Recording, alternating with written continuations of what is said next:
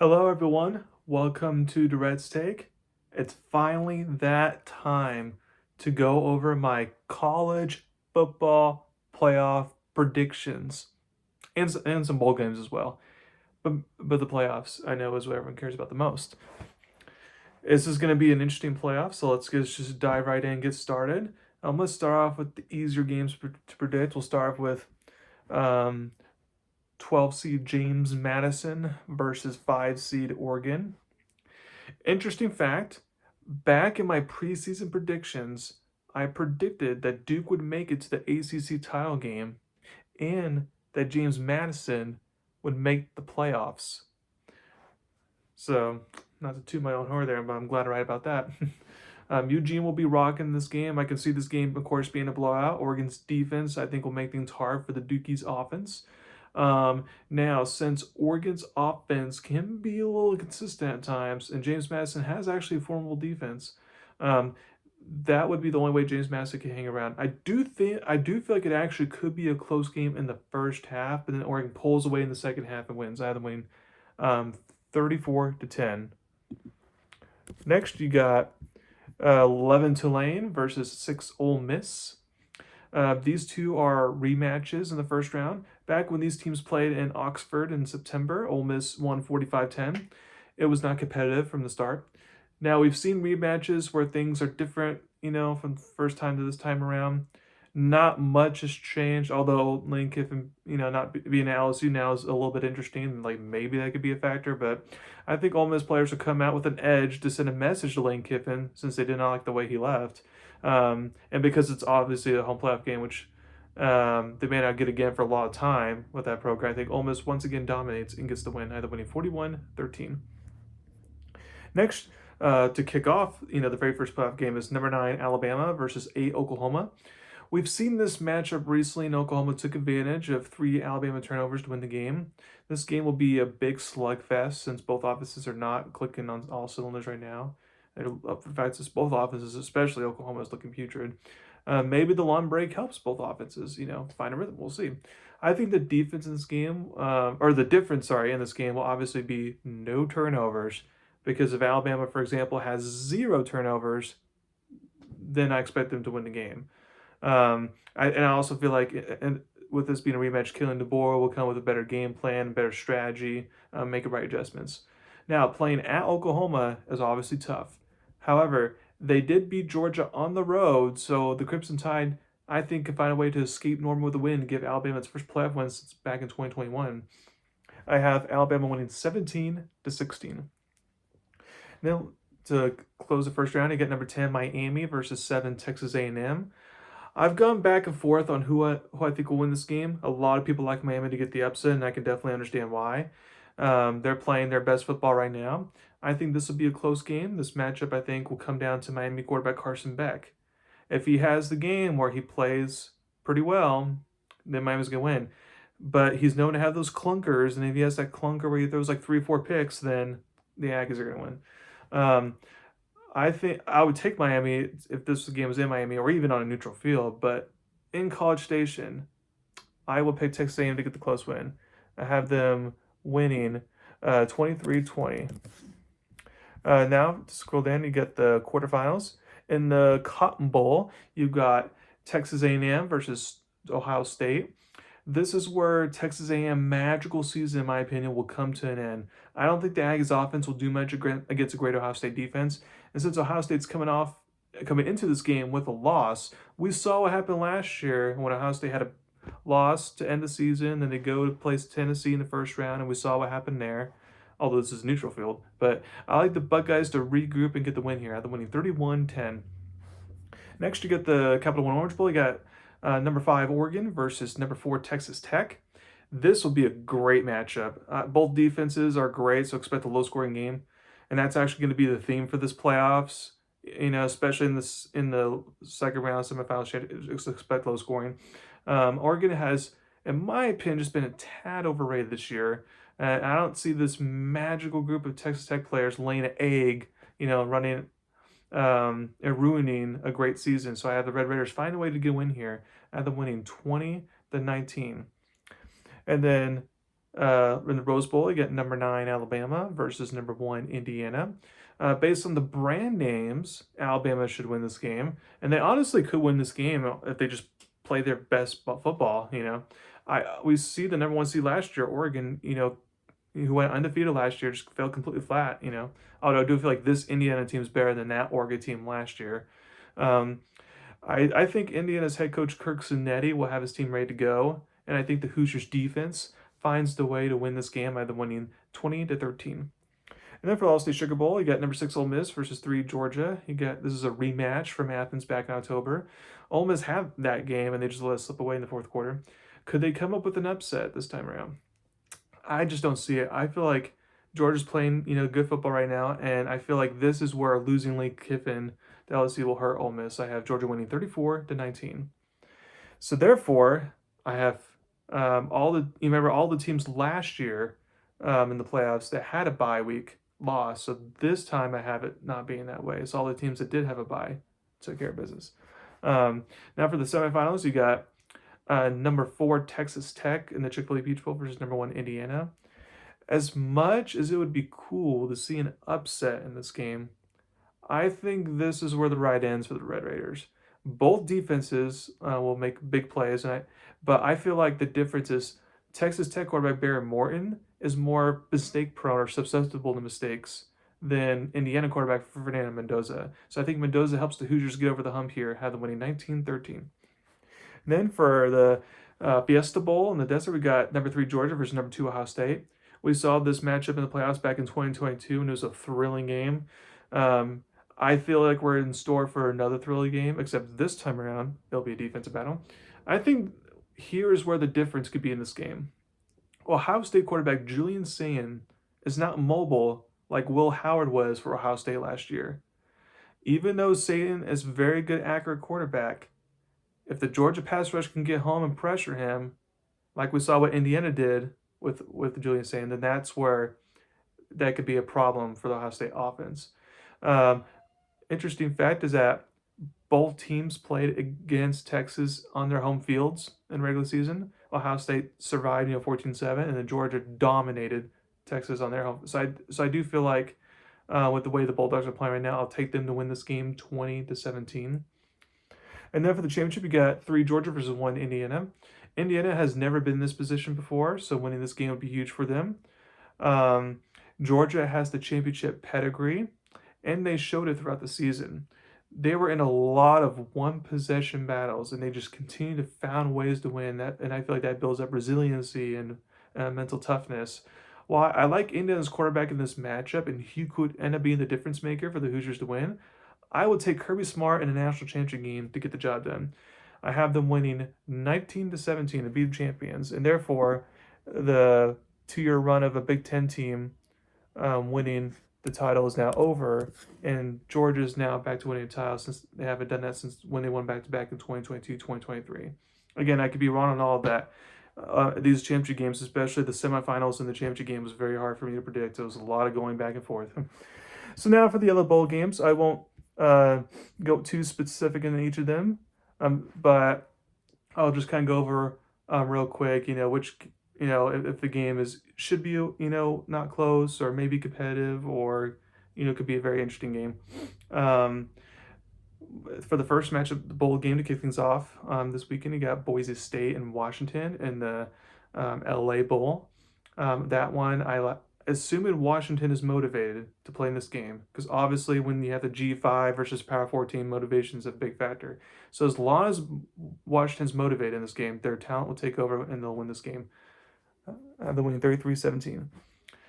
Next, you got the Salute to Veterans Bowl. You got Troy versus Jacksonville State, the battle of the runner-ups in the Sun Belt versus the runner-ups in Conference USA. I feel like this would be a lower scoring defensive game. It would be a close game. Again, I was going back and forth on this one, but I'm just going to take Jacksonville State to get the win. Now the win 2017. Staff DNA Cure Bowl, you got South Florida versus Old Dominion. Now, South Florida didn't have their head coach leaving for another job, and if their starting quarterback, Byron Brown, would have been playing in this game, then I would have picked the Bulls to win this game. But since that's not the case, I'm going to take Old Dominion to win 25-17. Next, you got the 68 Ventures Bowl. We got Louisiana versus Delaware. To me, this just comes down to, um, Delaware. Even it's their first year in the FBS. Which by the way, congrats on them making the bowl game first year in the FBS. But to me, it's just hard to trust FBS teams that make the jump to FBS in their first year winning the bowl game.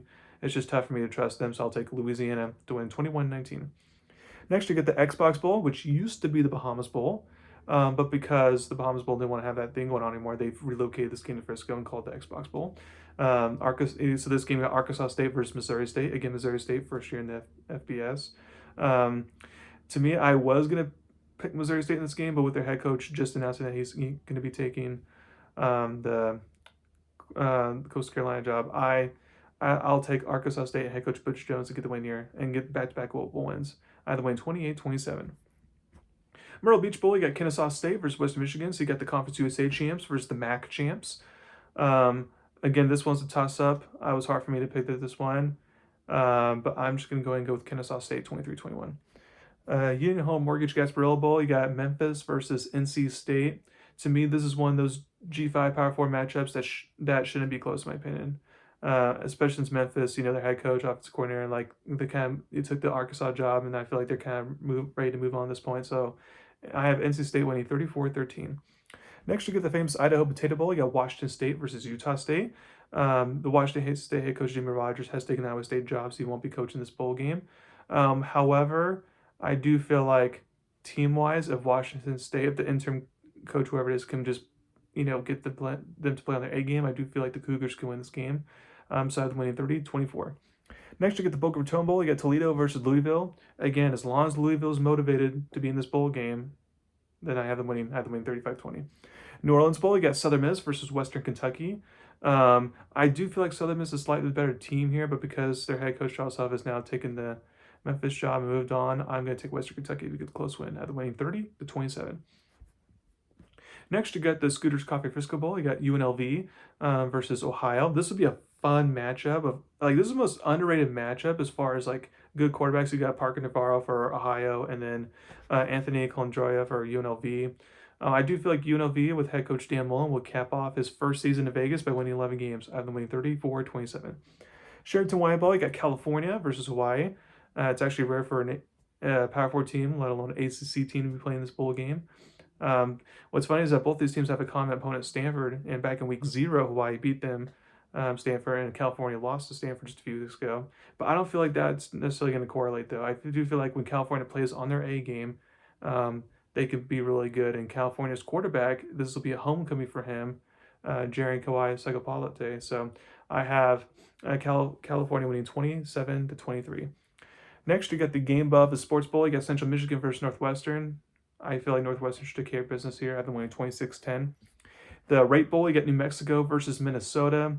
This is one of the tough games for me to predict, but I just can't go with every single Power 4 team to be a G5 team, so I have to go New Mexico, who finished the season on a 6-game winning streak, looking very, very good, to go with the upset here, barely. I have them winning 20-17. Next, you got Surf Pro First Responder Bowl. You got FIU versus UTSA. This would be a heavy UTSA crowd here, and I feel like when UTSA is on their A game, they should be able to beat FIU, so I have them winning 37-20. Next, you get the Go Bowling Military Bowl. You got Pittsburgh versus East Carolina. Pittsburgh had a chance to make it to the ACC title game, as we know, but just fell short to Miami, which I feel like if they would have made that game, they probably would have won based off the way that Virginia played against Duke in that game. So therefore, Pittsburgh would have, could have been in the playoffs, but that's here and there. I feel like East Carolina could definitely make this game competitive. They played well against Tulane and NC State and other tough opponents on their schedule. But I will have the Panthers just find a way to get the win here. I have the winning 27-24. Next, you get the Bad Boy Mowers Pinstripe Bowl. You got Clemson versus Penn State. Now, this game is very interesting because these two teams ranked in the preseason top 5 before the season started. And in my preseason predictions, this is where I'm not proud of my preseason prediction, that I had this as a semifinal matchup. So, my bad. There is a lot of players for Penn State, like key players that are opting out for Penn State. So, therefore, I feel like Clemson's just going to be more motivated in this game. So, I have them winning 24-16. Next, you get the Wasabwe Fenway Bowl. You got Army versus UConn. UConn very quietly had a good season this year, going 9-3, which for UConn football is really good. And all of their 3 losses came in overtime. So they could easily gone undefeated this year because of their easy schedule. Now Jim Moore, the head coach of UConn, has taken the Colorado State job, so I'm not sure which UConn team I'm getting. If UConn, could just play to their level talent they've shown all year, then they should beat Army, in my opinion. So I have them beating Army 24-17. Next, you get the Pop Tarts Bowl. You got 22 Georgia Tech versus 12 BYU. The BYU football program is a lot to be mad about. Yes, it kept Kalani Sitake from taking another job. Good job. Putting more money into NIL. Good job. However, it definitely felt like it got disrespected for not making the playoffs, which is understandable. And then Notre Dame, who barely missed the playoffs, had the offer to play BYU in this bowl game. They're like, nah, we're just going to skip a bowl game. So I feel the disrespect as BYU fans. So I feel like BYU's going to come out sharp and be on their A game. And I have BYU winning this game 31-24. Next, you get the Snoop Dogg Arizona Bowl. You got Miami, Ohio versus Fresno State. Miami, Ohio actually won this exact bowl game last year. But I feel like the Miami, Ohio team this year is not as good as the one last year. And Fresno State, when they're on their A game, could be pretty good. So I have Fresno State winning 23-20. Next, you got the Isleta, New Mexico Bowl. You got San Diego State versus 25 North Texas. North Texas was just that one game away from making the playoffs, and then they picked the worst time to have their worst offensive performance of the season. Luckily for the Mean Green, their head coach Eric Morris will actually coach this game before he moves on to Oklahoma State. So I think North Texas will have a nice last hurrah to tie a bow on a historical season for that program, for them to get 12 wins. I have them winning 23-16. Next, you get the Tech Slayer Gator Bowl. You got 19 Virginia versus Missouri. The Cavs were so close to making the playoffs, but now they have to rebound and regroup to get to 11 wins, which 11 wins would be their first time in program history that's ever happened. So lots to play for still. I'm not sure if they can rebound though. Missouri running back Ahmed Marty is playing in this game, and he's one of the best running backs in the country. Plus, Bo Perbula from Missouri quarterback. He came back from his injury and was still not quite the same. So maybe with time to rest, weeks to rest, now he should be good to go. So I have Missouri winning 24-16. Next, you got the Kinder's Texas Bowl. You got 21 Houston versus LSU. Get ready for our defensive slugfest here. As we've seen with LSU, I just do not trust their offense to win this game. So that's why I'll pick Houston to win. I have them winning 16-13. Next, you get the Birmingham Bowl. You got Georgia Southern versus Appalachian State. So there were a lot of 5-7 teams that rejected an invitation to be in this bowl game. So kudos to Appalachian State for taking on that challenge. Since these two teams are in the same conference, they have already played each other just actually a couple weeks ago, but recently, with Georgia Southern getting the win on the road. App State is lucky to be invited in this bowl game in all honesty, since they didn't beat anyone who made a bowl game. Maybe Appalachian State makes the necessary adjustments, but I like Georgia Southern to win this game. I've been winning 28-23. Next, you get the Radiance Technologies Independence Bowl. You got Coastal Carolina versus Louisiana Tech. I think this game's easy to predict, especially since Louisiana Tech, is going to have a very big home crowd there, and Coastal Carolina fired the coach and all that, ready to kind of move on, in my opinion. And they kind of falter towards the end of the season, so I have Louisiana Tech winning 20-10. Next, you get the Music City Bowl. You got Illinois versus Tennessee. This would be a fun offensive shootout. This game could go either way, but I'm just going to take Tennessee to get the win here, since they'll basically have home field advantage. I have Tennessee winning 38-31. Next, you get the Palermo Alamo Bowl. You got TCU versus 16 USC. Now, the last time TCU was in the Alamo Bowl was back in 2016 and 2017 against Oregon Stanford. Both times, they made very big comebacks to win the game. So could that happen again? Sure, but I'm going to go with USC to be prepared for this game and locked in. So I have USC winning 31-27. Next, you got the Reliquist Bowl. You got 23 Iowa versus 14 Vanderbilt. When I saw this matchup, I felt bad for Iowa. Vanderbilt is angry after missing the playoffs. And with this being quarterback's Diego Pavia's last game for his career, I feel like he'll leave it out on the field. Now, I don't think Iowa will get blown out since their defense is really good. They haven't given up more than 21-plus points just once all year, which is pretty insane. But I do think Vanderbilt gets the job done here. They'll win 24-13. Next, we get the 20 Tiger Sun Bowl. You got Duke versus Arizona State. This was a coin flip toss-up game for me. But just the way, momentum's going right now for Duke winning that AC title game, I'm going to have them carry over that momentum and win 27-24. Next, we got the Cheez-It Citrus Bowl. You got 18 Michigan versus 13 Texas. Now, this would have been a more interesting game. But I feel like with Michigan head coach being fired, I feel like they take some of the excitement out of the game. I do feel like since Texas is angry about not making the playoffs, they're going to take their frustration and anger out on Michigan. I have Texas winning 24-13. Next, you got Las Vegas Bowl. You get Nebraska versus 15 Utah. This is my my easiest pick. Utah, like Nebraska faltered down the stretch. With the bad quarterback, hasn't looked good. Utah is a very good team, very good rushing offense. They're playing in Vegas, so basically a home crowd for Utah. Plus, Kyle Whittingham just announced his retirement, so this will be his final game coaching. So the players are going to play hard for him and get the win. At the win, 41-17. Next, you got the Lockheed Armed Forces Bowl. You got Rice versus Texas State. These two teams actually played in a bowl game 2 years ago, and Texas State won that one. And I feel like we'll get a part two of the same thing. So I have Texas State winning 34-17. Next, you got the Iowa and Liberty Bowl. You got Cincinnati versus Navy. This would be a very interesting game. And I do feel like it could go either way, but based off the way Cincinnati has lost 4 straight to end the season and Navy has good momentum right now, I'm actually going to take Navy to get the win. Either winning 27-24. Next, you get the Duke's Mayo Bowl. You got Mississippi State versus Wake Forest. Congrats for Mississippi State to be the only Power 4 team as a 5-7 team to accept a bowl invite. And I feel like I know easily why they did. Is because in year 2, Jeff Lebby, if they can get a bowl win, then that'll show true progress going year 3 for him. I do like the way Mississippi State's offense has looked since inserting true freshman Kamario Taylor at quarterback. However, I do like Wake Forest, not just record-wise, because it's obviously a difference record-wise, but this would be a pro home crowd for Wake Forest since this game's in Charlotte. And when Wake Forest is at its best, it could beat the best teams in the ACC like Virginia, So I like Wake Forest to get the close win, 34-31. And then last but not least, you get the Holiday Bowl. You got SMU versus 17 Arizona. This is one of those matchups to where I'm not sure why the line's close. Like, I just love Arizona's matchup. They won 5 games in a row to close out the season. They have a really great defense that forced a lot of turnovers. Noah Fafita, I would take him with the way he's playing right now over Kevin Jennings because it's not the Kevin Jennings last year. SMU has just been so inconsistent. They had a chance to play an AC title game, lost to Cal, so I'm going to have Arizona win this game 31-16. So thank you very much. This is my podcast today. Please subscribe to my channel, tell me about me. Thank you very much. You all have a wonderful bowl season. Thank you very much.